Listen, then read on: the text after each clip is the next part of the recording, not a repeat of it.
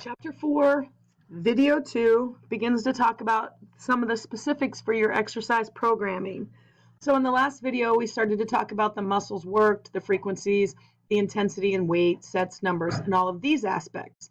So if you go back to our textbook and you refer to that page 126 that I spoke about earlier, you will see the American College of Sports Medicine Guidelines for Resistance Training for Healthy Adults.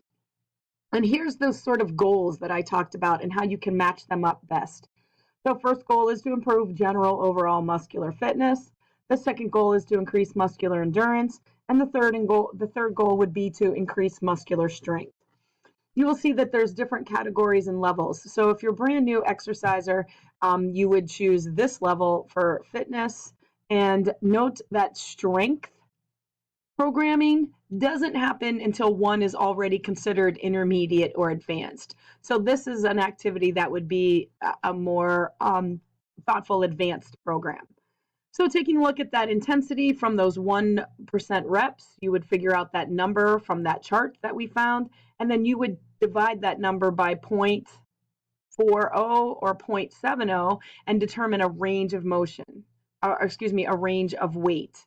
The thing that's really important to understand here is that our goal is to have 8 to 12 repetitions for 1 to 3 sets.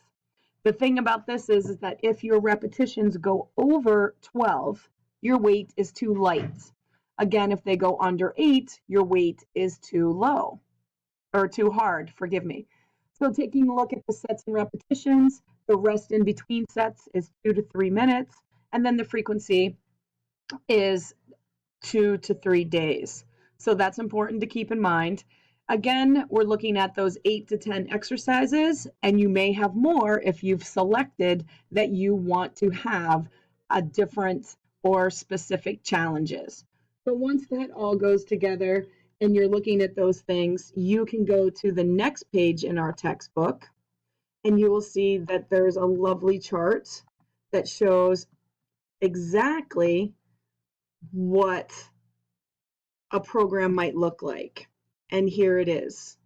If you look at the very last pages of this chapter, there are several examples of exercises and activities that you can do in order to increase your resistance, and how you could do different exercises to help reach your fitness goals that may or may not require any sort of resistance.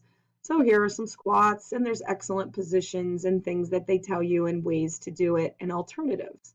So interesting information. You can scan it with your QR codes and they'll give you examples. It goes on into several different exercises and several different activities that one can do. So keeping that in mind, selecting your exercises could be easier.